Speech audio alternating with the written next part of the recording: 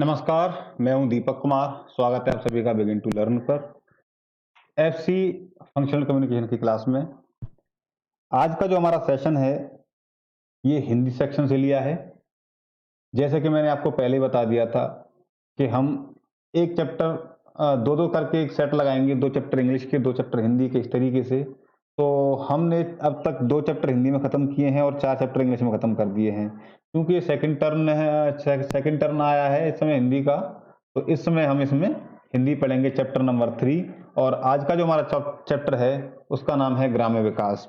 तो इस चैप्टर में हम जानेंगे ग्राम्य विकास के बारे में, और ग्राम्य विकास किस तरीके से काम करता है, क्यों महत्वपूर्ण है, और ग्राम्य विकास की विभिन्न कौन-कौन सी शाखाएँ हैं जो गाँव के विकास में योगदान देती हैं। इससे भारत के विकास में किस प्रकार सहायता मिलती है, आर्थिक और सामाजिक विकास किस तरीके से गाँव का होता है, इस सेशन में हम आज के जानेंगे। तो चलिए शुरू करते हैं। तो चैप्टर शुरू करने से पहले आपसे एक छोटी-सी गुज़ारिश, सबसे पहले एक छोटी-सी गुज़ारिश ये है कि आप चैप्टर को, वीडियो को पूरा देखिए, उसके बाद में बाकी बात बाद में करते हैं। तो वीडियो को पूरा ज़रूर देखना। हम शुरू करते हैं। हमारा पहला चैप्टर जो है, आपका नाम है जिसका ग्राम्य विकास। ग्राम्य विकास के बारे में बात करेंगे। सबसे पहले हम जान लेते हैं गाँव की महत्ता है क्या? मतलब गाँव का महत्व हमारे लिए, हमारे भारत देश में क्या है? तो जैसे कि हम ही सब लोग जानते हैं कि गाँव एक कृषि प्रधान देश है। ये हमारा भारत जो है, ये एक कृषि प्रधान देश होता है, क्योंकि यहाँ पर अधिकतर जनसंख्या, लगभग 80% जनसंख्या जो है आपकी गाँव में निवास करती है, गाँव में रहती है, वहीं पर अपना जीवन यापन करते हैं लोग। ठीक है, चलिए दूसरी बात ये है कि आपका इसे कृषि प्रधान देश कह सकते हैं, ग्राम प्रधान देश कह सकते हैं। कृषि प्रधान इसलिए क्योंकि जो लोग गाँव में रहते हैं, गाँव में रह कर के वो लोग क्या करते हैं, गाँव में कोई उद्योग नहीं लगे हुए हैं, किसी प्रकार की कोई फैक्ट्री या फिर किसी प्रकार कोई इंडस्ट्री नहीं है, तो क्या वहाँ पर लोग सिर्फ खेती करते हैं। क्या करते हैं? खेती करते हैं, जिसकी वजह से भारत को कृषि प्रधान देश कहा जाता है। और मुख्यतः भारत की जो अर्थव्यवस्था है, जो इकोनॉमी है, भारत की अर्थव्यवस्था, वो कहाँ टिकी हुई है? वो टिकी हुई है खेती पर और गाँव पर। ठीक है, चलिए इतनी सी बात आपकी समझ में आ गई होगी। इसके बाद हम अगर देखें तो गाँव जो है, गाँव को भारत की आत्मा इसलिए कहा जाता है, इसमें आप देख रहे होंगे, गाँव को भारत की आत्मा कहा जाता है। किस लिए कहा जाता है गाँव को भारत की आत्मा? इसलिए कहा जाता है क्योंकि गाँव ही एक बहुत बड़ा क्षेत्र जो है गाँव का, भारत का बहुत बड़ा क्षेत्र जो है ग्रामीण एरिया है, जहाँ पर ग्रामीण क्षेत्र है और लोग कृषि के करते हैं और कच्चे माल का उत्पादन वहाँ पर वो लोग करते हैं। चलिए, ठीक है, उम्मीद है आपकी समझ में इतनी सी बात आ गई होगी, गाँव का महत्व क्या है भारत में, ये बात हमने समझ ली है। इसके बाद हम समझते हैं कि ब्रिटिश काल में गाँव की स्थिति क्या थी। इस चैप्टर को मैंने बहुत समराइज़ कर दिया है, और जो मुख्य टॉपिक जो हैं, आपके मुख्य हेडिंग्स जो हैं, उन्हीं को उठा करके उन्हीं के बारे में समझाने की कोशिश मैंने की है। और क्योंकि ज़्यादातर हिस्सा और जो भी प्रश्न पूछे जाएँगे आपके, यहीं से पूछे जाते हैं, इसीलिए आपकी मुख्य-मुख्य हेडिंग मैंने यहाँ पर रख दी हैं आपके सामने। तो ब्रिटिश काल में अगर गाँव की स्थिति देखें, तो ब्रिटिश काल में जिससे म ब्रिटिश यहाँ भारत में आए, उससे पहले गाँव की स्थिति बेहतर थी। लेकिन जैसे ही अंग्रेज भारत में आए, उन्होंने आकर के गाँव की स्थिति को खराब कर दिया। क्योंकि उन्होंने यहाँ पर देखा पूरी स्थिति बहुत ही ज़्यादा विपरीत, क्योंकि उनके यहाँ से तो यहाँ पर स्थिति बहुत ज़्यादा विपरीत थी। विपरीत का मतलब क्या है कि यहाँ पर लोग गाँव में रहते हैं, शांतिपूर्ण ढंग से रहते हैं, खेती करते हैं और अपना जीवन यापन करते हैं। उन्होंने क्या काम किया यहाँ आकर के, उन्होंने अपने जो भी आपके पारंपरिक उद्योग थे, यहाँ पर लोग जैसे कि अपना आपस में कढ़ाई, बुनाई या फिर लघु उद्योगों पर काम करते थे, ये पारंपरिक है। पारंपरिक उद्योगों को उन्होंने क्या कर दिया, खत्म कर दिया आकर के, और उन्होंने मॉडर्न और आधुनिक उद्योगों को लगाना शुरू कर दिया। अब आधुनिक उद्योग कैसे? अब जैसे अभी आप देख रहे हैं, आज के समय में मॉडर्नाइजेशन में आपके सामने आते हैं, बहुत प्रकार के आप गैजेट्स देख सकते हैं, उपकरण देख सकते हैं, टेलीविज़न हो गया, लैपटॉप हो गया, टेक्नोलॉजी आप देख रहे हैं। हालाँकि है ये विकास, लेकिन गाँव की दशा के भारत की दशा में, गाँव की दशा की स्थिति से ये जो है बहुत अलग था। तो लोगों को जीवन यापन जो कर रहे थे, उनके जो व्यवहार, उनका जो व्यवसाय था, उस पर फ़र्क पड़ने लगा। पर क्या पड़ने लगा, जो लोग कृषि कर रहे थे, कृषि की तरफ से उनकी ज़मीन जो है जाने लगी और उन पर दबाव बनाया जाने लगा, जिसकी वजह से क्या हुआ कि यहाँ पर आपका केवल गाँव के लोग फिर शहरों की तरफ नहीं गए, शहरीकरण उन्होंने शुरू कर दिया, और गाँव के लोग जो कच्चा माल उत्पादन करते हैं, जैसे गेहूँ, तो गेहूँ से बने हुए उत्पादों पर अंग्रेजों ने ध्यान दिया, न कि गेहूँ किस प्रकार से उपज होती है गेहूँ की, उस पर ध्यान दें। ठीक है, तो उन्होंने सिर्फ़ क्या किया कि जैसे हम गेहूँ से क्या-क्या बना सकते हैं, ब्रेड बना सकते हैं, मैदा बना सकते हैं, जो भी बना सकते हैं, विभिन्न प्रकार के उत्पाद हम बना सकते हैं गेहूँ से, उन पर ध्यान दिया। और ये बात उन्होंने भूल गए कि हम गेहूँ की उपज नहीं होगी, तो फिर गेहूँ के जो उत्पाद जो बन रहे हैं, उन्हें किस तरीके से बनाया जाएगा। तो इस तरीके से हम देख सकते हैं कि अब गाँव में खेती कम होने लगी थी और लोगों को जो पैसा मिलता था, अपना जो व्यवसाय था, वहाँ पर उनका पैसा कम हो गया था। ठीक है, तो गाँव की स्थिति बदहाल हो गई थी अंग्रेज़ों के भारत में आने के बाद, ठीक है। गाँव के लोग अब बस अपना पैसा कमाने में व्यस्त रहते थे, उनको चिंता ही नहीं थी कि हमको गाँव का विकास करना भी है या लोगों की स्थिति क्या चल रही है, ठीक है। चलिए, और अब क अगर इस समय भी देखें, तो हम देखेंगे कि इस समय भी वर्तमान समय में भारत के जो कम से कम 50% गाँव हैं, वो इसी प्रकार की स्थिति से आज भी जूझ रहे हैं। वहाँ पर बिजली नहीं है, पानी नहीं है और विभिन्न प्रकार की जो आधुनिक सुविधाएँ होनी चाहिए, वे भी उन गाँव में नहीं दिखती हैं। ठीक है? चलिए, इसके बाद हम आगे बढ़ते हैं कि अब यहाँ पर चलिए, ये तो हमने जान ली गाँव का महत्व क्या है और अंग्रेज़ों के समय में, ब्रिटिश काल में गाँव की स्थिति क्या थी? इसके बाद से हम जानेंगे कि गाँव का विकास अगर अंग्रेज़ों ने आकर के गाँव की स्थिति बदहाल कर दी, बदतर कर दी, तो यहाँ पर अब गाँव के विकास के प्रमुख लक्षण क्या होने चाहिए, जिससे गाँव का विकास हमको दिखे, जिसे कह सकें गाँव का विकास हो रहा है। तो इस पर हम ध्यान देते हैं। गाँव के विकास में हमारे लिए देखिए, जिस समय देश आज़ाद हुआ, उस समय गाँव की 3 गाँव की क्या पूरे भारत की 3 मुख्य माँग थी। क्या थी? रोटी, कपड़ा और मकान। क्या था? रोटी, कपड़ा और मकान, ठीक है? ये जीवन का आधार रहता था कि लोगों को रोटी मिल जाए, कपड़ा मिल जाए और रहने के लिए मकान मिल जाए, ये उनका आधार था, है ना? अब इस चीज़ से भी कुछ लोग तो अपने लिए रोटी-कपड़े से भी हाथ धो बैठे थे, कुछ लोग अपनी ज़मीन से बेघर हो गए थे, क्योंकि आधुनिकीकरण में उन लोगों ने गाँव के विकास पर कोई भी विशेष ध्यान नहीं दिया, बस केवल आधुनिकीकरण पर उन्होंने ध्यान दिया था। अब इन चीज़ों को लेकर के और भी बहुत सारी चीज़ें हैं, जैसे रोटी, कपड़ा और मकान तो हर किसी को चाहिए, साथ में और भी मूलभूत आवश्यकताएँ आज के समय से अगर देखा जाए, तो आज के समय से शिक्षा भी आपको चाहिए, स्वास्थ्य भी चाहिए, पानी भी आपको चाहिए, विद्युत भी चाहिए, सड़कें भी चाहिए। आवास तो आपका यहाँ हो गया, लेकिन ये जो 4 चीज़ें, 4-5 चीज़ें हमने इसमें जोड़ दी, शिक्षा, स्वास्थ्य, पानी, विद्युत और सड़कें। इसके बिना आपका ग्रामीण जीवन जो है अधूरा रह सकता है और रहता ही है। क्योंकि अगर लोग आज के समय शिक्षित नहीं होंगे, तो आज के समय भी आधुनिकीकरण बहुत ज़ोर-शोर से आगे बढ़ रहा है और ग्रामीण क्षेत्रों में भी विकास इस तरीके से किया जा रहा है, गाँव को भी जिस समय हम अगर से 10 साल पीछे चलें, 10 साल पीछे जाकर के देखते हैं कि जो गाँव थे, वे आज गाँव नहीं रह गए हैं, उनको शहरों में तब्दील कर दिया गया है। ठीक है? स्वास्थ्य के रूप में पहले लोग किसी भी तरीके से अपना स्वास्थ्य, मतलब किसी भी तरह महामारी आ गई या छोटी-सी बीमारी से लोग यूँ ही खत्म हो जाया करते थे, मर जाया करते थे, उनकी मौत हो जाती थी। लेकिन इस समय में देखेंगे तो आजकल भारत सरकार बहुत ज़्यादा विशेष इस चीज़ की तरफ ध्यान देती है कि लोगों को स्वास्थ्य पर घर-घर जाकर के जो कॉमन या सामान्य बीमारियाँ होती हैं, उनके लिए दवाइयाँ और टीकाकरण, इस प्रकार की व्यवस्थाएँ भारत सरकार ने कर दी है। पानी के लिए सिंचाई व्यवस्था कर दी है, जैसे गाँव में आप जाएँगे, नहरें, बम्बे, नालियाँ, इस तरीके के बड़े-बड़े नहले नाले गाँव की सिंचाई के लिए, किसानों की सिंचाई की सुविधा के लिए सरकार ने उनका निर्माण करवा दिया है। विद्युत अब हर एक गाँव में पहुँच गई है लगभग, क्योंकि जिस प्रकार से जब से बाँधों का निर्माण हुआ है, बाँधों के निर्माण के बाद से विद्युत उत्पादन में तेज़ी से एक तरीके से क्रांति आ गई और उसके बाद से लगभग संपूर्ण भारत में आज के समय हम देख सकते हैं, प्रत्येक गाँव में हमको लगभग बिजली मिल जाती है, ठीक है? तो हम ग्राम विकास के प्रमुख लक्षण देखें, तो हमारे लिए रोटी, कपड़ा और मकान, साथ में क्या चाहिए? शिक्षा, स्वास्थ्य, पानी, विद्युत, सड़कें, इनकी भी हमको बहुत ज़रूरत होती है। इस प्रकार की योजनाएँ चलाई जाती हैं कि ये सारी चीज़ें हर एक गाँव में हर एक व्यक्ति को मिल सकें, ठीक है? अब गाँव की मूल समस्या क्या है? गाँव की मूल समस्या जो होती है, वो होती है आपकी बेरोज़गारी। ठीक है?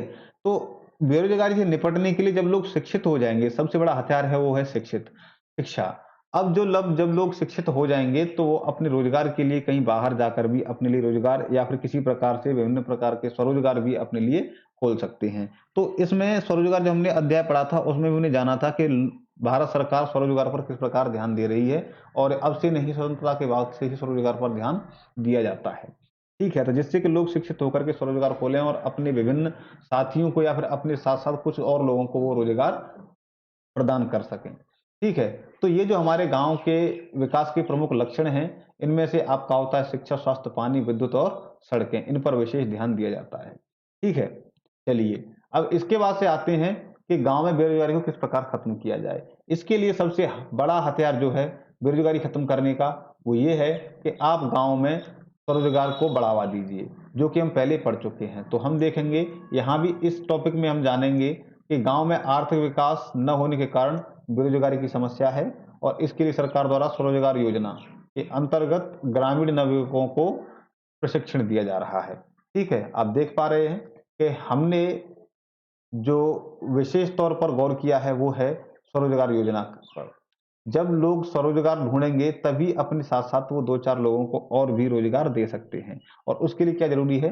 शिक्षा ज़रूरी है। तो सबसे पहले बेरोजगारी समाप्त करने के लिए सबसे पहले हमको ज़रूरत है शिक्षा की और शिक्षा के बाद में लोगों को प्रोत्साहन करने के बाद, प्रशिक्षण देने के बाद उनको स्वरोजगार के लिए प्रोत्साहित किया जाए।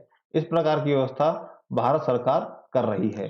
ठीक है? और उसके लिए भी विभिन्न प्रकार की व्यवस्थाएँ भारत सरकार ने की हैं। जैसे लोगों को लघु उद्योगों के लिए भी लोग जो पिछले समय में और बीते समय में लघु उद्योगों का जो काम चलता था, लघु उद्योग जो चलते थे, विभिन्न प्रकार के उत्पादों का निर्माण किया जाता था, उनको भी भारत सरकार ने बढ़ावा दिया है और उनको अब और मॉडर्नाइज़ कर दिया है, आधुनिक तरीके से उनको चलाने का निर्देश और उनको प्रशिक्षण गाँव वाले लोगों को और शिक्षित किया जा रहा है, प्रशिक्षित किया जा रहा है, जिससे कि उनको लघु उद्योगों को चलाने में आसानी हो और अधिकतम उत्पाद वो कर सकें। ठीक है? और इसके साथ-साथ भारत सरकार जो है, जो बीपीएल जिसे कहते हैं, गरीबी रेखा से नीचे, मतलब बिलो पॉवर्टी लाइन, जो गरीबी रेखा के नीचे रहने वाले व्यक्ति हैं, उनको आर्थिक सुविधाएँ भारत सरकार प्रदान करती है, जैसे राशन देना। जो लोग बिल्कुल ही जिसे कह सकते हैं कि कुछ भी करने योग्य नहीं हैं, उनको भारत सरकार राशन दे करके खाने-पीने की व्यवस्था और महीने पर कुछ विशेष प्रकार की पेंशन सुविधा भारत सरकार चलाती है, वृद्धों के लिए भी और बेरोज़गारों के लिए भी, दे करके इस प्रकार की व्यवस्थाएँ की हैं भारत सरकार ने, जिससे कि उनका जीवन यापन आसानी से हो सके और कुछ सहायता उनको मिल सके। इस प्रकार से भारत सरकार गाँव के विकास में अपने योगदान को लेकर के अपने प्रयासों को सतत तरीके से निर्वहन करने में लगी हुई है। चलिए, अब ये तो था आपका कि हाँ, गाँव में बेरोज़गारी समाप्त करें तो किस प्रकार से बेरोज़गारी को हम समाप्त कर सकते हैं। और इसका निर्णय हमारे पास एक निकल के आता है कि सबसे पहले लोगों को शिक्षित किया जाए और उसके बाद उन्हें स्वरोज़गार के लिए प्रेरित किया जाए। अब स्वरोज़गार के लिए भारत सरकार, पहले भी स्वरोज़गार चैप्टर में हमने पढ़ा था, जो अध्याय पढ़ा था उसमें, उसमें पढ़ा था कि भारत सरकार स्वरोजगार के लिए लोगों को, युवाओं को और शिक्षित लोगों को क्या करती है, विभिन्न प्रकार की वित्तीय सुविधाएँ जैसे लोन उपलब्ध कराना या फिर बैंकों से कभी-कभी अगर नुकसान हो जाए तो उसका लोन का माफ़ी भी भारत सरकार कर देती है। इस प्रकार की व्यवस्था बनाई हुई है। चलिए, आगे बढ़ते हैं, तो अब आती है बात भूमि सुधार की। ठीक है? अब आती है बात आपकी भूमि सुधार की, कि भूमि सुधार से क्या तात्पर्य है और इसका क्या संवैधानिक आधार होता है भूमि सुधार का। ठीक है। अब देखिए, चूँकि जैसे-जैसे हम आधुनिकीकरण की तरफ बढ़ेंगे, आधुनिकीकरण की तरफ बढ़ने से हम देखते हैं कि जो भूमि है, लोग अपनी खेती कर रहे थे, उस खेती में अब उद्योग लगना शुरू हो गए। अब उद्योग लगना शुरू हो गए तो इसका मतलब ये क्या है कि अब एक उद्योग किसी जगह लग जाता है तो कुछ चीज़ों के फ़ायदे होते हैं और कुछ नुकसान भी होते हैं। अब फ़ायदे ये हो गए कि उद्योग लग गया, वहाँ पर एक चीज़ का आप जो है उत्पादन कर रहे हैं, वहाँ गाँव के कुछ लोग, विशेष लोग जो प्रशिक्षित थे, शिक्षित थे, वे लोग लग गए हैं। अब वो वहाँ पर अपना रोज़गार कर रहे हैं। लेकिन अब उस उद्योग से जो वेस्ट मटेरियल निकलता है, खराब पदार्थ जो निकलते हैं, उनको खेतों में इसी प्रकार छोड़ दिया जाता है और खेतों धीमे-धीमे करके बंजर भूमि बन जाती है। आस-पास के क्षेत्र में, उसके आस-पास का जो क्षेत्र है, वो कम उपज वाला हो जाता है, धीरे-धीरे करके उसकी उपज पूरी तरह खत्म हो जाती है। अब उसके लिए हमको ज़रूरत पड़ती है भूमि सुधार योजना की, कि भूमि सुधार क्या होता है और ये संवैधानिक आधार इसका क्या होता है। तो भूमि सुधार का जो हमारे देश में सन 1977 से 1978 में भूमि सुधार परियोजना लागू की गई थी, ठीक है ना? भूमि सुधार परियोजना को लागू किया गया। अब इसमें क्या था, अब भूमि सुरक्षा अधिकार के अंतर्गत उर्वरक भूमि की सुरक्षा एवं बंजर भूमि को कृषि योग्य बनाना था। मैं आपको पहले बता दिया कि एक जगह पर अगर एक उद्योग लग गया तो उसके आसपास की भूमि जो है ऐसे ही बंजर हो जाएगी, धीमे-धीमे करके उसकी उर्वरक क्षमता जो है खत्म हो जाती है और वो बंजर हो जाती है।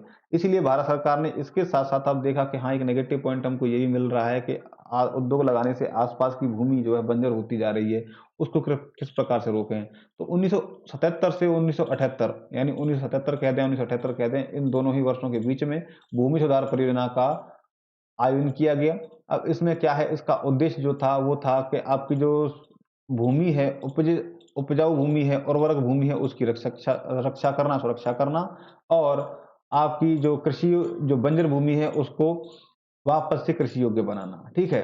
उसके साथ-साथ आप देखेंगे कि बारिश से और प्राकृतिक आपदाओं के साथ-साथ क्या होता था, आपका जो बारिश हो गई, प्राकृतिक आपदा होने का बाद बाढ़ आने के कारण खेतों की मिट्टी कट के कटान हो जाता था, इधर-उधर बह जाती है, तो इससे भी खेतों की और ज़मीन की उर्वरक क्षमता कम होती है। इस पर भी रोकथाम लगाने के लिए भारत सरकार ने योजनाएँ इसी परियोजना के अंतर्गत बनाई। ठीक है? अब ये क्या था, उसकी रोकथाम के लिए भारत सरकार ने, अब इसका रोकथाम हो किस तरीके से सकता है? इसका रोकथाम करने के लिए हमको वृक्षारोपण की ज़रूरत पड़ी। भारत सरकार ने वृक्षारोपण को तेज़ी से बढ़ावा दिया और अभी आप देख रहे हैं 2 दिन पहले ही आपका विश्व पर्यावरण दिवस निकल के गया है, वो विश्व स्तर पर मनाया जाता है। वहाँ पूरे विश्व में, पूरे विश्व भर में इस दिवस पर आप वृक्षारोपण करते हैं, जहाँ भी आपको खाली जगह मिलती है उस जगह पर। और उन वृक्षों का वृक्षारोपण करने का मतलब यही नहीं है कि आप सिर्फ़ और सिर्फ़ वृक्ष लगा दिए और आपका काम खत्म हो गया, फ़ोटो सेशन हो गया, काम खत्म हो गया। ऐसा करने से काम नहीं चलता है। जो वृक्ष आपने लगाया है उसकी देखभाल करना बड़े होने तक, जब तक कि वह सुपोषित न हो जाए। सुपोषित का मतलब अपने आप फिर उसमें पानी लगाने की ज़रूरत ना पड़े, ज़मीन से पोषण लेकर के वो अपना काम चला सके। तब तक के लिए आपको उसकी देखभाल करनी है। ठीक है, तो आपका वृक्षारोपण कार्यक्रम तेज़ी से आरंभ किया गया, जो भूमि बंजर होती जा रही थी, उसको रोकने के लिए और भूमि क्षरण रोकने के लिए, भूमि का कटाव रोकने के लिए, ठीक है? और बाढ़ वगैरह को रोकने के लिए बाँधों का निर्माण तेज़ी से करवाया गया और बाँधों का निर्माण होते-होते ही हमने देखा कि हमें 2 चीज़ों का फ़ायदा हो गया बाँधों के निर्माण से। एक तो बाँधों के निर्माण से गाँव के क्षेत्रों में सिंचाई की व्यवस्था जो है आसान हो गई और साथ ही साथ हमको बिजली उत्पादन में भी बहुत बड़ी सहायता मिल गई थी, बाँधों के निर्माण से। तो इस तरीके से एक भूमि सुधार के लिए कदम उठाने से हमको 3 काम मिल गए। जैसे एक तो वृक्षारोपण करना, अपने आसपास के वातावरण को सुरक्षित करना। दूसरी चीज़, बाँधों का निर्माण करने के लिए हमने क्या किया, एक बाँधों के निर्माण से 2 फ़ायदा हुए। एक तो गाँव में जिस जगह पर आपका पानी नहीं जा सकता था, हमने कृत्रिम मानवीकरण करके नहरों का और नालियों का और बम्बे कहते हैं इनको, उनका निर्माण कराया। उसके बाद में हर एक गाँव में, लगभग प्रत्येक गाँव में सिंचाई की व्यवस्था, समुचित व्यवस्था हो चुकी थी, उत्तम व्यवस्था हो चुकी थी। उसके बाद से क्या हुआ, उसके बाद से हुआ ये कि बाँधों के निर्माण में जब पानी जिस तरीके से जलप्रपात से गिरता है, तो वहाँ पर टरबाइन लगा कर के हम विद्युत का निर्माण कर सकते हैं, ये भी एक युक्ति सूझ गई थी। तो इस प्रकार से एक समूचे विकास की तरफ भारत सरकार कदम बढ़ा रही है। चलिए, अब इसके बाद में अब देखा कि कुछ लोग जो बीपीएल लोग हैं, बीपीएल वाले लोगों के लिए क्या व्यवस्था की जाए? बीपीएल वाले लोगों के लिए व्यवस्था की जाए कि उनके लिए आपका चकबंदी का एक योजना लागू की गई। अब चकबंदी योजना कब लागू की गई, इसको आप देख लेना। फिलहाल मुझे ध्यान नहीं है, लेकिन आपको देख कर के बता दूँगा मैं। तो आपका चकबंदी योजना लागू की गई, चकबंदी के क्या फ़ायदे होते हैं? कुछ लोगों के दिमाग में ये आ रहा हो चकबंदी होती क्या है? तो हम चकबंदी के लिए समझ सकते हैं यहाँ पर कि जो कुछ किसान होते हैं, छोटे किसान होते हैं या फिर ऐसे लोग जो भूमिहीन लोग होते हैं, उनकी गाँव में कुछ ही ज़मीन होती है, जगह-जगह पर थोड़ा टुकड़ा यहाँ है, छोटा टुकड़ा यहाँ है, कुछ टुकड़ा वहाँ है, इस तरीके से बिखरी हुई होती है। चकबंदी योजना के तहत उस ज़मीन को एक ही जगह पर, मतलब पूरी ज़मीन पैमाइश करके किसानों को विभिन्न प्रकार की ज़मीन उनकी इच्छानुसार कि हम यहाँ पर अपनी ज़मीन एक साथ कर लेंगे, कोई समस्या नहीं है। इस प्रकार से उनकी बिखरी हुई टुकड़ों में बटी हुई भूमि को सुव्यवस्थित करके उनको दे दिया जाता है, जिससे कि अपनी खेती और अपना रहन-सहन का व्यवस्था वो ठीक सही तरीके से करें। तो ये भी भारत सरकार का एक ग्राम विकास में महत्वपूर्ण कदम था, गाँव के विकास के लिए। ठीक है? तो आप देख सकते हैं चकबंदी क्या होती है, आप समझ गए होंगे। और चकबंदी का फ़ायदा क्या है कि किसानों की जो ज़मीन उन्हें टुकड़ों में बँटी हुई है, वो एक जगह पर सुव्यवस्थित होकर के मिल जाती है, जिससे किसान अपने खेत में उपज और सरकार ये जो अपना फसल उगाने में आसानी हो जाती है और एक जगह पर ही वो अपनी फसल उगा सकते हैं। ठीक है? चलिए, ये तो आपका चकबंदी है और उसके बाद में फिर गाँव के विकास के लिए थोड़ी-सी और समस्याएँ आई, तो वहाँ पर भारत सरकार ने ग्राम पंचायत का एक ग्राम पंचायत योजना चलाई, जहाँ पर गाँव के स्तर पर ही लोग आपस में अपनी समझ-बूझ से एक मुखिया बना दिया जाता है ग्राम पंचायत में, आपने देखा होगा। और ज़्यादातर लोग गाँव में ही रहते हैं, तो वहाँ पर देखते हैं गाँव का सरपंच होता है, उसके अधीन ही सारे के सारे निर्णय लिए जाते हैं। तो ग्राम पंचायत की व्यवस्था कर दी भारत सरकार ने। इस पर ग्रामीण क्षेत्र, क्योंकि पूरी सरकार, एक भारत इतना विशाल देश होने के कारण सरकार एक जगह पर बैठ कर के संपूर्ण भारत में नज़र नहीं रख सकती है। इसके लिए स्टेप और डिवाइडेशन कर दिया गया, वहाँ पर पंचायत व्यवस्था लागू की गई गाँव के क्षेत्र में। तो पंचायत का मतलब ये नहीं कि किसी एक ही वर्ग के लोग इसमें काम करेंगे, वरन सभी वर्गों के लोग इसमें अपना योगदान देते थे और एक-एक करके सभी वर्गों के लोगों का इसमें प्रतिनिधित्व होता है। ठीक है? अब पंचायती राज जो होती है वो अपना स्थानीय प्रशासन जिसे हम कह सकते हैं। पंचायती राज को हम क्या कह सकते हैं? स्थानीय प्रशासन कह सकते हैं, और होता भी है। इसका अपना संपूर्ण प्रभुत्व और संपूर्ण अधिकार होता है, इसके बहुत सारे अधिकार होते हैं। जैसे गाँव को कानूनी, और गाँव की जो पंचायत के जो निर्णय होते हैं वो कानूनन मान्य होते हैं।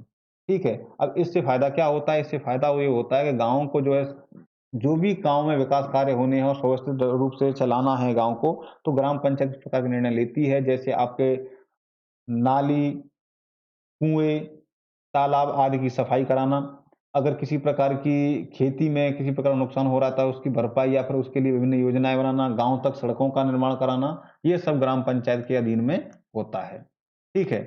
चलिए, इसके साथ-साथ आपका गाँव ग्राम पंचायत का मतलब ये है कि आपका स्वास्थ्य और शिक्षा के लिए विभिन्न प्रकार के स्कूल, और आपका स्वास्थ्य के लिए महिला एवं प्रसूति विभाग आपका अलग से होता है। महिलाओं के विकास के लिए, महिलाओं के स्वास्थ्य के लिए ग्राम पंचायत ही पूरी व्यवस्था करती है। तो ये आपकी ग्राम पंचायत है। अब इसके लिए ग्राम पंचायत के द्वारा गाँव में महिलाओं के और बच्चों के लिए कौन से उनके सुधार के लिए, उनके विकास के लिए किस-किस प्रकार के कार्य किए जाते हैं, इस पर भी थोड़ा-सा गौर देख लेते हैं। तो हम देखेंगे कि गाँव में जो महिलाएँ हैं, उनके विकास के लिए किए जाने वाले प्रयास जो हैं, वो हैं, आप देखेंगे यहाँ पर कि महिलाओं की प्रसूति से संबंधित, स्वास्थ्य से संबंधित महिलाओं को विभिन्न प्रकार के जो पंचायत स्तर पर छोटे-छोटे, जिसको हम कह सकते हैं फर्स्ट एड कह सकते हैं, या फिर आपके चिकित्सा संस्थान, संस्थान नहीं कहेंगे, संस्थान बहुत बड़ी चीज़ हो जाती है, लेकिन चिकित्सा केंद्र खोल दिए गए हैं। और महिलाओं के विकास के लिए भारत सरकार ने, जैसे आपका लघु उद्योग हो गया, स्वास्थ्य शिक्षा के साथ-साथ में लघु उद्योग, हथकरघा उद्योग और सिलाई प्रशिक्षण केंद्र, मुख्यतः ये एक बहुत बड़ा कदम है। तो सिलाई प्रशिक्षण केंद्र महिलाओं को सिलाई सिखा कर के, क्योंकि उनकी रुचि सिलाई में ज़्यादातर रहती है, इस प्रकार के केंद्रों की व्यवस्था कर दी, और उनको अब महिलाएँ एक तरीके से हम कह सकते हैं आत्मनिर्भर हो गई, और अपने घर का खर्चा या फिर अपना खर्चा कम से कम महिलाएँ अब चलाने लग जाएँगी। इस प्रकार के, जिस तरीके से लोगों के हथकरघे के अंतर्गत आप देख सकते हैं, जैसे आप कढ़ाई, बुनाई, इस तरीके का काम आ जाता है। कढ़ाई और बुनाई का काम जो कि आजकल बहुत चल रहा है, ठीक है? हाथ से बने हुए, क्योंकि एक समय था जब मशीन से बने हुए स्वेटर वगैरह लोग पहनते थे, लेकिन आजकल हाथ से बने हुए कढ़ाई वाले और बुनाई वाले स्वेटर लोग पहनते हैं। इसके लिए प्रशिक्षण स्पेशल दिया जाता है। और सिलाई प्रशिक्षण केंद्र में क्या होता है, वहाँ पर महिलाएँ हैं, कम से कम महिलाओं के विभिन्न प्रकार के डिज़ाइनर कपड़े सिलना सीख जाती हैं, जिससे कि वो लोग अपनी मानसिक दृष्टि से भी और आर्थिक दृष्टि से भी परिपक्व हो सकती हैं। ठीक है? तो ये आपका गाँव में महिलाओं के और बच्चों के लिए विकास किया जाता है, और विकास के लिए प्रयत्न किए गए हैं भारत सरकार द्वारा। इसके बाद जो लास्ट में 1-2 टॉपिक और रह जाता है, उसे भी ज़रा हम समझ लेते हैं। आपका जो लास्ट में है एक पंचवर्षीय, क्योंकि आपका पंचायत जो है, पंचायत के नाम से हम समझ सकते हैं कि वहाँ पर आपकी पंचवर्षीय योजना लागू होती है। आपका जो हमने देखा था ग्राम में पंचायत, जो ग्राम पंचायत जो होती है, ग्राम पंचायत का मतलब आपका, या तो हम पंचायत से कह सकते हैं कि आपका पंचायत का मतलब, इसे 2 तरीके से हम समझ सकते हैं। पंचायत टर्म को रखेंगे यहाँ पर, तो एक तो यहाँ पर 5 लोग मुख्य होते हैं, 5 मुखिया होते हैं। ठीक है? दूसरी बात ये जो होती है वो 5 वर्षों के लिए होती है, इसलिए इसका नाम क्या रख दिया? पंचायत। ठीक है? तो 5 लोगों से पंचायत बन गई, और 5 वर्षों के लिए ये लागू होती है। अब पंचवर्षीय योजना लागू की गई कि मतलब एक बार कोई एक सरपंच या मुखिया बनेगा, और उस मुखिया के अंतर्गत सारा काम होगा, क्योंकि अगर एक ही व्यक्ति को पूरा कार्यभार सौंप दिया जाए, तो अपने स्तर पर वो अपनी मनमर्जी करने लगता है। इसलिए शासन का बदलना भी ज़रूरी है। तो बार-बार सरपंच पंच हर 5 वर्ष बाद सरपंच को बदला जाता है और विभिन्न प्रकार की योजनाएं, जैसे नया सरपंच आता है या फिर नया मुखिया आता है, जैसे ग्राम पंचायत नया मुखिया मिल जाता है, वह अपने विवेक के अनुसार विभिन्न प्रकार की विकास कामों को करवाता है। जैसे आप देख रहे हैं, अब जमींदारी प्रथा पहले चलती थी, लेकिन इस समय पर आपको कहीं भी जमींदारी प्रथा देखने को नहीं मिलती है, ठीक है? और उसके बाद हम देखेंगे कि आपकी जो जिस प्रकार की समाज में दबिश का जो निचले स्तर के लोगों को दबाव में रखा जाता था या फिर उनको नौकरशाही के रूप में रखा जाता था, उस व्यवस्था को भी समाप्त कर दिया गया है। इसके बाद में शिक्षा, विद्युत, परिवहन, सड़कें आदि और बैंकों से ऋण की व्यवस्था भी सरकार ने पंचवर्षीय योजना के अंतर्गत करवा दी गई है। ठीक है। इसके बाद में हम लास्ट में देखेंगे कृषि व्यापार और निरीक्षण निदेशालय का ग्रामीण विकास में क्या योगदान होता है। अब कृषि व्यापार और निरीक्षण निदेशालय क्या है? एक प्रकार की संस्था है जो ग्रामीण विकास में विशेष अपना योगदान देती है। अब इसका काम क्या होता है? इसका काम जो होता है गाँव में कृषि संबंधित जितने भी विकास कार्य हो रहे हैं उन पर ध्यान रखना होता है। ठीक है, निरीक्षण निदेशालय आपका निरीक्षण करता है और ये क्या देखता है? अब देखेंगे आज का व्यापार का किस प्रकार कितना विस्तार हुआ है, विस्तार हो भी रहा है या नहीं है, एक विशेष क्षेत्र में ये ध्यान रखता है। व्यापार एवं शोध, सर्वेक्षण, शीतगृह और पदार्थ संरक्षण, इस प्रकार के इन विभिन्न पहलुओं पर आपका निरीक्षण निदेशालय और कृषि व्यापार जो निदेशालय है, ध्यान रखता है और इसमें किसी प्रकार की समस्या या फिर किसी प्रकार की कोई भी लोगों को ज़रूरत पड़ती है, सुझाव की ज़रूरत पड़ती है, तो यहाँ से लोग सुझाव ले सकते हैं। और बाकी किस प्रकार से आप प्रगति कर रहे हैं, उस पर भी ये नज़र रखता है।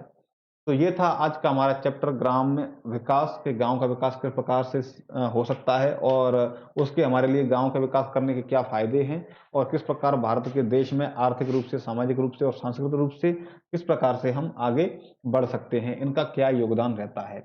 ठीक है, उम्मीद है आपकी समझ में ये चैप्टर आ गया होगा। अगर नहीं आया है तो नीचे कमेंट सेक्शन में मुझे आप बता दीजिए और जहाँ भी आपको कोई दिक्कत आ रही है, वो भी आप मुझे नीचे कमेंट सेक्शन में या फिर मुझे व्यक्तिगत रूप से संपर्क करने के बाद में भी आप जान सकते हैं। ठीक है, तो अब आती है इतनी सारी ज्ञान की बात करने के बाद में एक महत्वपूर्ण ज्ञान की बात जो ये है कि अगर आपने अभी तक टेलीग्राम चैनल को ज्वाइन नहीं किया है तो उसे ज्वाइन कर लीजिए। इससे भी ज़्यादा महत्वपूर्ण बात ये है कि अगर आप चैनल पर पहली बार आए हैं, चैनल को सब्सक्राइब नहीं किया है तो इसे सब्सक्राइब कर लीजिए। क्योंकि आप पॉलिटेक्निक से संबंधित और किसी प्रकार की विभिन्न प्रकार की कॉम्पिटिटिव एग्जाम से संबंधित विशेषकर इंग्लिश ग्रामर और पॉलिटेक्निक की इंग्लिश या फिर कम्युनिकेशन स्किल्स या फिर फंक्शनल कम्युनिकेशन या फिर कंप्यूटर से संबंधित यानी स्पेशल पॉलिटेक्निक के लिए ग्रामर सभी के लिए कॉम्पिटिटिव एग्जाम के लिए सभी के लिए है। तो आप यहाँ पर बिल्कुल फ्री ऑफ कॉस्ट पढ़ते हैं। आप देखिए आराम से, कोई समस्या वाली बात नहीं है, आपको पूरी जानकारी दी जाती है और पूरा कोर्स आपको यहाँ मिलेगा। तो बेझिझक आप चैनल को सब्सक्राइब कर लीजिए, अपने दोस्तों के साथ शेयर कर लीजिए। अगर आपने पहले सब्सक्राइब कर रखा है, तो अब आप इसे दूसरे अपने दोस्तों के साथ साझा कर सकते हैं। तो उम्मीद है आपकी समझ में सारी बातें आ गई हैं, नहीं आई हैं तो फिर वापस से दोहराता हूँ कि आप मुझे कमेंट सेक्शन में बताइए, उस समस्या का भी मैं निदान आपका करूँगा 100%। ठीक है? तो चलिए, उम्मीद है आपको सब कुछ ये वीडियो देख कर के अच्छा लगा है। पूरी वीडियो आपने देखी है तो आपका बहुत-बहुत धन्यवाद। मिलते हैं अगले सेशन में, अगले चैप्टर में, चैप्टर नंबर 4 में। हिंदी का ही अगला चैप्टर होगा जिसे हम कल पढ़ेंगे। तो समय पर बिल्कुल आप बने रहिए बिगिन टू लर्न के साथ। मिलते हैं नेक्स्ट सेशन में, तब तक के लिए आप लोगों का धन्यवाद।